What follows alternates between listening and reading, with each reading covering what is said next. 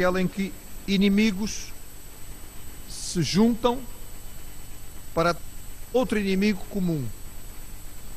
Por exemplo, na história bíblica, nós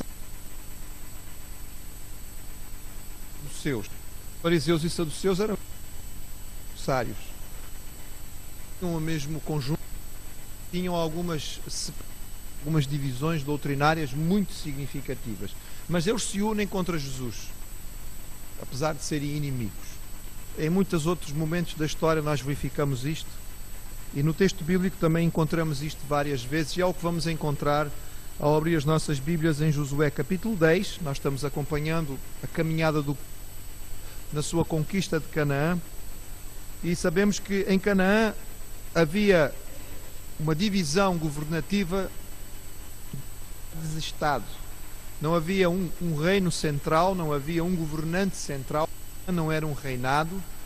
Havia cidades importantes onde havia um rei, e estas cidades governavam uma pequena região que envolveria outras cidades menores, algumas aldeias, algumas vilas, mas eram pequenos territórios, e havia várias destas cidades-estado com os seus pequenos reinados em toda a Canaã, e normalmente combatiam entre si, lutavam uns contra os outros para ganharem um bocadinho de terreno. Provavelmente esperavam a oportunidade quando um lado ficava mais fraco, ou quando um rei morria, ou quando havia alguma epidemia, e atacar a outro para poder ganhar território. Mas agora que eles têm um inimigo comum, que é Israel, nós vamos ver que eles se vão unir para atacar. E em Josué capítulo 10, os irmãos vão manter as Bíblias abertas para nós irmos lendo. Começamos no versículo 1 e diz: E sucedeu que, ouvindo Adonizedeque, rei de Jerusalém, que Josué tomara a Ai e a tinha destruído totalmente, e fizera a Ai ao seu rei como tinha feito a Jericó e ao seu rei, e que os moradores de Gibeão fizeram paz com os israelitas e estavam no meio deles, temeram muito. Porque Gibeão era uma cidade grande, como uma das cidades reais, e ainda maior do que Ai, e todos os seus homens valentes. Pelo que Adonizedeque, rei de Jerusalém, enviou a Oão, rei de Hebron, e a Pirã, rei de Jarmute, e a Jafia, rei de Laquis, e a Debir, rei de Eglon, dizendo: Subi a mim e ajudai-me, e firamos a Gibeão, porquanto fez paz com Josué e com os filhos de Israel. Então se ajuntaram e subiram 5 reis dos amorreus, o rei de Jerusalém, o rei de Hebron, o rei de Jarmute, o rei de Laquis, o rei de Eglon, eles e todos os seus exércitos, e sitiaram a Gibeão e pelejaram contra ele. Jerusalém, e esta é a primeira vez que a cidade aparece com este nome, Jerusalém, que significa cidade da paz, ou a posse da paz. Era uma cidade-estado muito antiga em Canaã. É uma das cidades que concorre pelo título de mais antiga do mundo. Nós temos a primeira vez esta cidade a aparecer no texto bíblico, em Gênesis, há mais ou menos 450 anos antes deste momento, e nessa altura ela recebe o nome de Salém, e nessa altura também tinha rei, e o seu rei chamava-se Melquisedeque. E sabemos que este rei era um homem que conhecia a Deus e era um sacerdote do Deus verdadeiro, e Abraão foi dar a este rei, o rei de Salém, e hoje, que depois passou a ser Jerusalém, foi dar a ele o dízimo. Esta cidade era uma cidade importante. Os estudiosos dizem que na época em que Josué comandou Israel na invasão de Canaã, o sul, pelo menos esta parte que estamos a falar de Canaã, pertencia aos egípcios, ou era governada pelos egípcios como soberano. E estas cidades-estados eram vassalas, prestavam vassalagem, pagavam tributo aos egípcios. Entre estas cidades, provavelmente a capital do sul era a cidade de Laquis, mas Jerusalém era uma cidade importante, até porque ficava numa posição estratégica nas colinas, nas montanhas daquilo que vai ser mais tarde o território da tribo de Judá. Ora, o que nós lemos aqui é que esta cidade era uma cidade que tinha uma ligação com Gibeão, e tinha. Os gibeonitas estavam a ser vistos como traidores, porque é muito provável que Gibeão pertencesse de alguma maneira ao raio de influência de Jerusalém. Talvez até fosse uma cidade que pertencesse ao território do rei de Jerusalém. Só que o rei de Jerusalém fica surpreendido pelo fato dos gibeonitas terem feito paz com Israel. Porque Gibeão, apesar de não ter rei, era uma cidade considerada grande para aquele tempo. Era como uma das cidades grandes que tinham reis, apesar de que eles não tinham a coligação daquele grupinho de cidades que ali estava, tinha feito paz com Israel, apesar de ser uma cidade com gente suficiente para enfrentar os israelitas. Adoni-Zedeque é o nome do rei. Algumas pessoas veem alguma aproximação do nome Melquisedeque e dizem, se calhar, é uma linhagem ou é uma dinastia. Dificilmente uma dinastia durava 450 anos naquele tempo, não é, irmãos? Mesmo nos tempos mais modernos era muito difícil. Provavelmente tinha a ver com títulos. E os reis nesta região muitas vezes tinham títulos. Como, por exemplo, nós sabemos que Faraó não é um nome pessoal, é um título. E nós vamos encontrar outros na Bíblia. É provável que isto seja mais um título. Adoni-Zedeque é um bom título, significa Senhor da Justiça ou Senhor da Retidão. Este homem tem um nome bonito, mas não é propriamente muito inteligente, porque ele acha que pode fazer frente ao povo de Israel. E o seu erro inicial é mesmo porque ele interpreta, ou ele compreende, que o responsável pela vitória é Josué. Essa é a interpretação que ele faz. Diz que sucedeu que Adoni-Zedeque, ouvindo o rei de Jerusalém, que Josué tomara Ai e Jericó e etc. Ele não percebe que é o Deus de Israel que está a dar a vitória. Ele atribui estas vitórias à força de um general, de um comandante das tropas. E aqui ele começa a errar. Mas ele percebe que ele não pode fazer isto sozinho. Então ele vai procurar ajuda de outros reis, de outras cidades-estado na região. Hebrom ficaria a 49 quilómetros mais a sul, assim como Jarmut. Laquis já ficava em direção ao Mediterrâneo, assim como Eglon, que vai ser uma das cidades que pertencia mais tarde aos filisteus. Mostrar aos irmãos, talvez alguns mapas possam ajudar.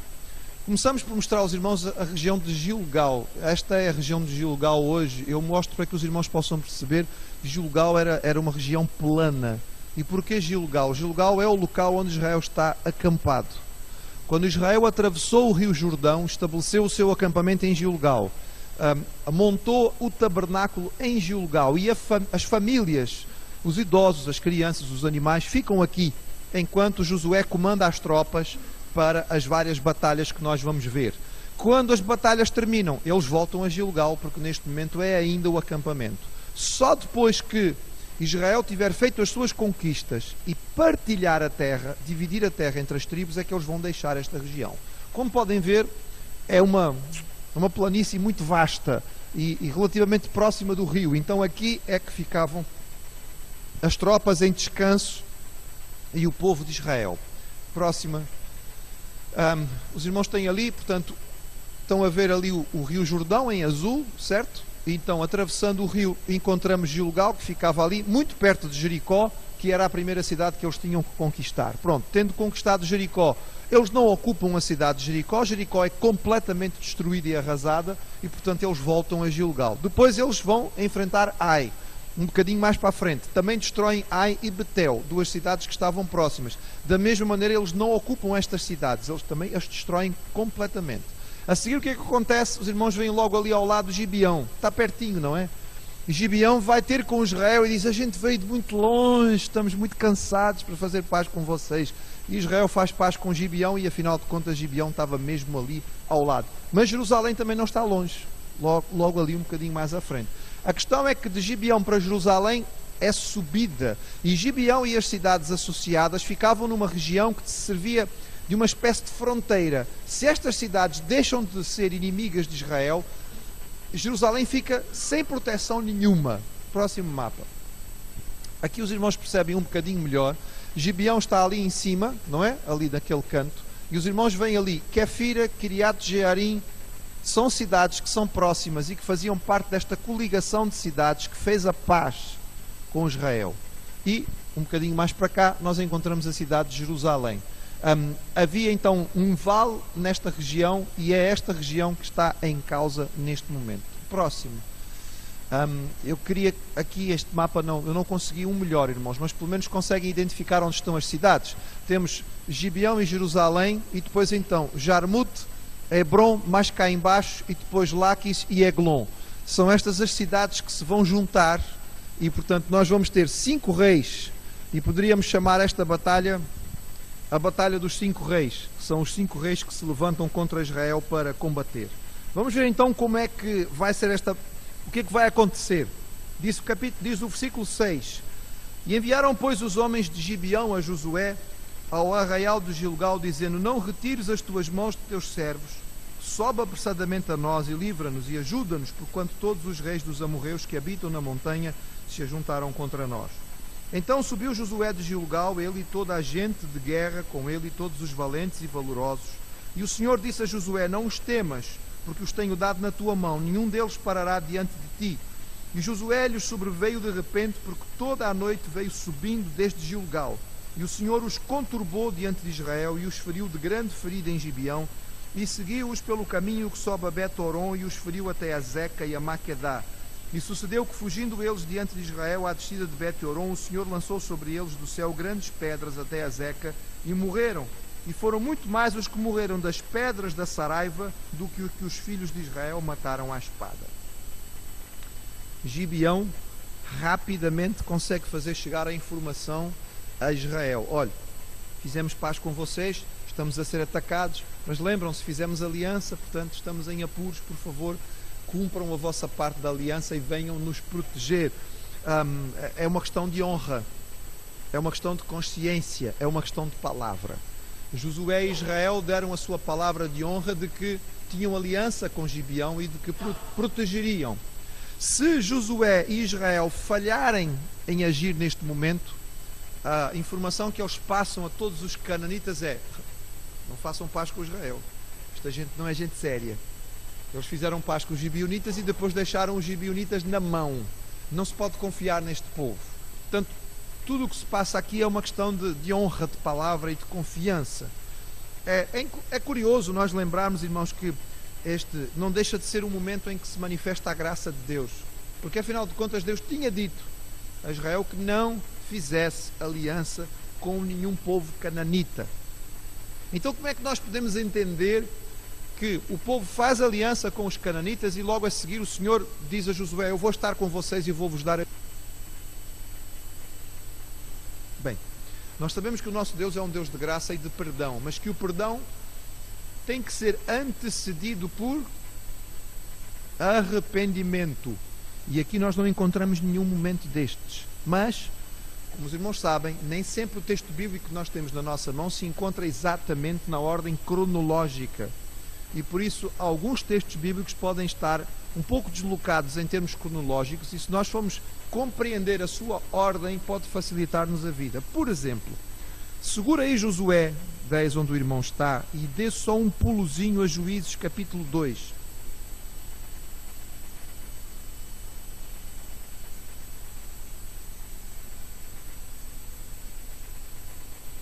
Se o irmão ler o início do livro dos Juízes, vai ler a respeito daquilo que aconteceu depois que Josué morreu. E no entretanto, quando lemos o capítulo 2, estamos a ler sobre algo que acontece durante a vida de Josué. Então, claramente, este texto está deslocado em termos de ordem cronológica. E diz assim, Juízes 2, a partir do verso 1. E subiu o anjo do Senhor de Gilgal ao Boquim e disse: Do Egito vos fiz subir e vos trouxe à terra que a vossos pais tinha jurado, e disse: Nunca invalidarei o meu concerto convosco. Quanto a vós, não fareis concerto com os moradores da terra, antes derrubareis os seus altares, para vós não obedeceres mas vós não obedecestes à minha voz. Por que fizeste isto? Pelo que também eu disse: Não os expelirei de diante de vós, antes estarão as vossas ilhargas, e os vossos deuses vos serão por laço. E sucedeu que, falando o anjo do Senhor estas palavras a todos os filhos de Israel, o povo levantou a sua voz e chorou, pelo que chamaram aquele lugar Boquim, e sacrificaram ali ao Senhor. E havendo Josué despedido o povo, foram-se os filhos de Israel, cada um à sua herdade, para possuírem a terra. Se Josué já tinha morrido, estes versículos não cabem aqui. Eles têm que estar em outro sítio qualquer.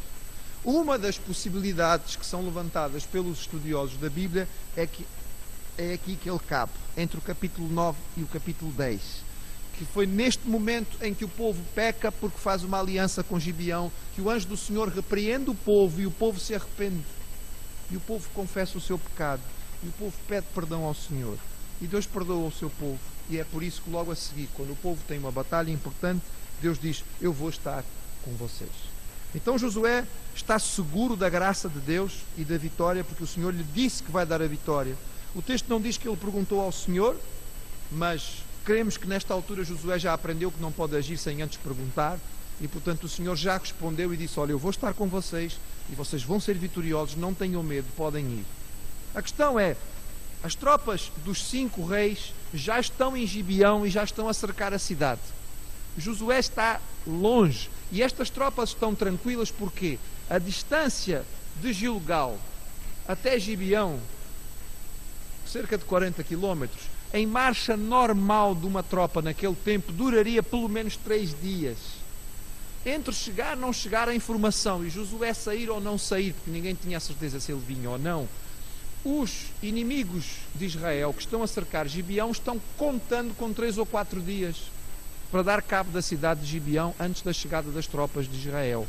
Só que o que Josué faz é algo inesperado e é uma tática militar extraordinária. Ele faz o quê? Ele põe a sua tropa em marcha forçada durante a noite. E o que acontece é que Israel chega e ataca os cananitas na madrugada do dia seguinte. Eu imagino que eles não deviam estar assim muito. Eu imagino que estivessem cansados depois de correr 40 km, mas pronto, é uma maratona. É correr uma maratona e a seguir participar numa batalha, não é? Talvez não seja a coisa mais natural, até porque eles não estão a correr só com os calções e umas t-shirts. Eles estão a correr com escudos, com espadas, com lanças, com material de combate. Eles estão, não deve ter sido fácil esta marcha forçada durante a noite. Mas o fato é que eles chegam lá e, apesar de cansados, eles estão prontos para atacar. E o elemento surpresa é fundamental nesta história, como nós sabemos em qualquer batalha. Os cananitas não estão à espera deste ataque. E quando Israel chega, comandado por Josué, e ataca os cananitas no início da madrugada, de repente, os cananitas são apanhados de surpresa. E eles são desbaratados, e a vitória é significativa. E os cananitas começam a fugir. E o Senhor então intervém pela 3ª vez para abençoar o seu povo. 3ª vez porquê? A primeira foi o milagre da travessia do Rio Jordão, certo? Passam em seco o Rio Jordão, transbordante na primavera. Segundo, em segunda intervenção milagrosa do Senhor é a queda dos muros de Jericó. E agora temos uma terceira. O Senhor faz uma saraivada tão brutal, e atenção irmãos, o milagre mais uma vez não está na saraiva ou no granizo em si. Esta região é uma região que costuma ter isto. A questão é o timing. Eu tenho dito aos irmãos muitas vezes, a questão é o timing. Também vos disse na altura da travessia do Rio Jordão que há outros episódios escritos em história em que o curso do Rio Jordão foi interrompido. Está descrito historicamente falando, é possível isto acontecer. Portanto, nós não estamos dizendo que houve necessidade de fazer uma coisa extraordinária, mas a questão é o momento em que acontece.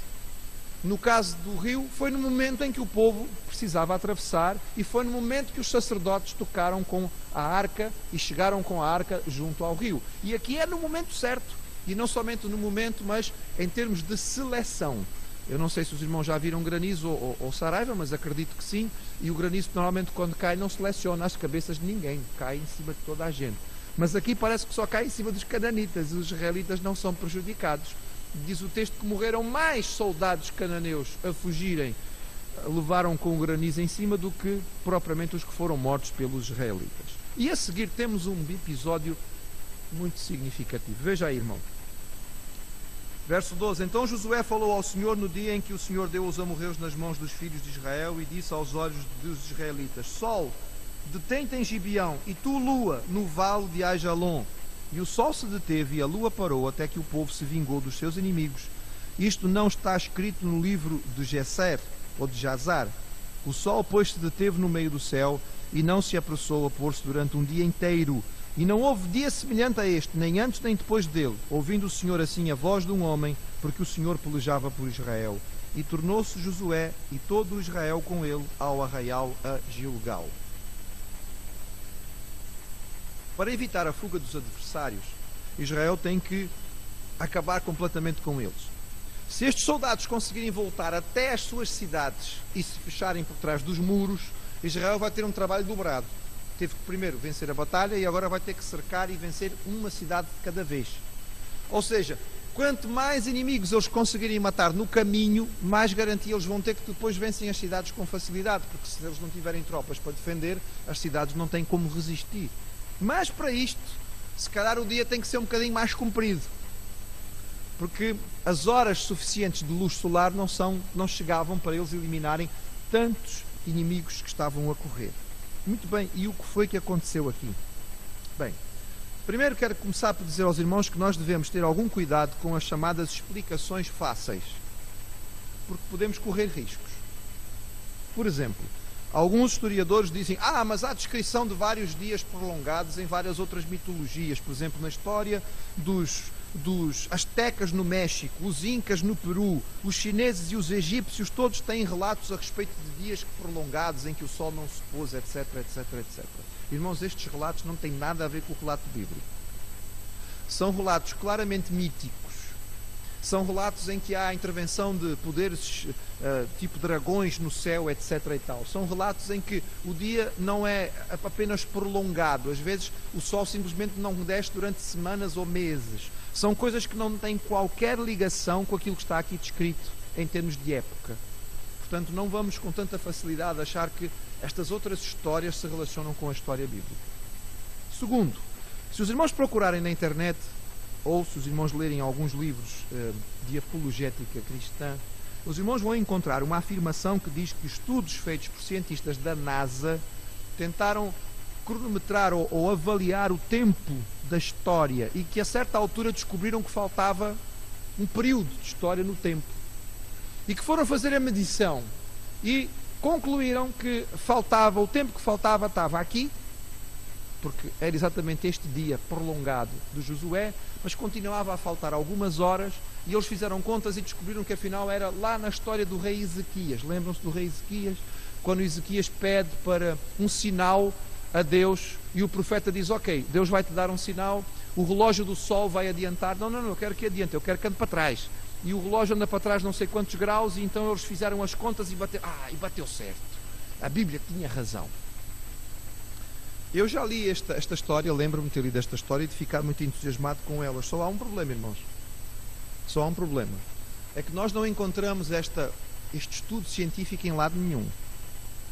Ele não está publicado em lado nenhum.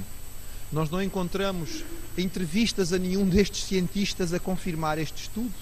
E inclusive há no site da NASA uma declaração de que isto não aconteceu e ninguém fez esta medição em lugar nenhum.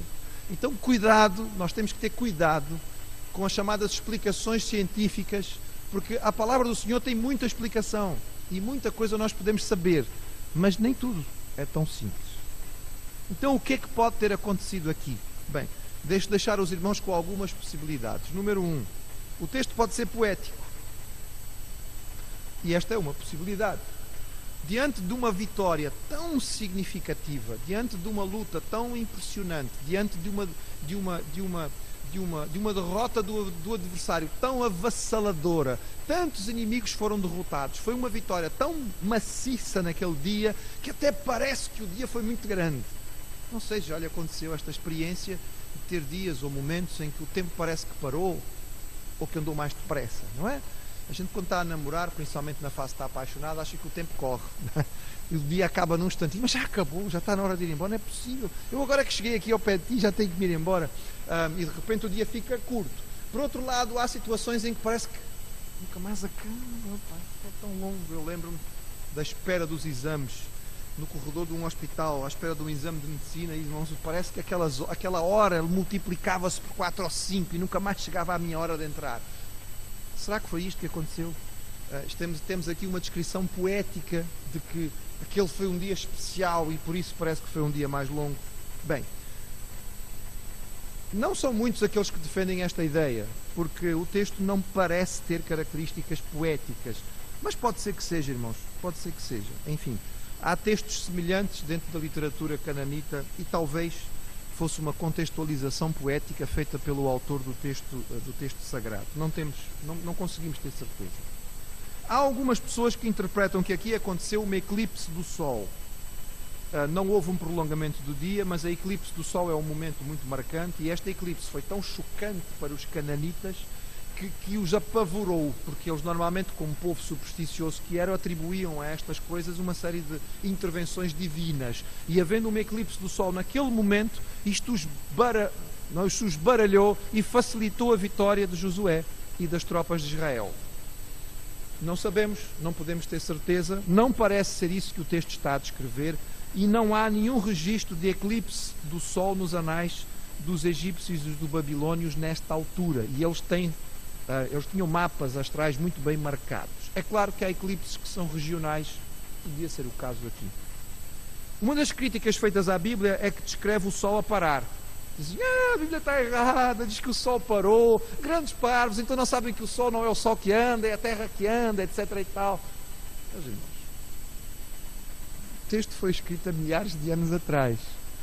O texto bíblico é fenomenológico, ou seja, ele descreve fenómenos. E até nós, hoje em dia, ainda falamos em nascer do sol e pôr do sol.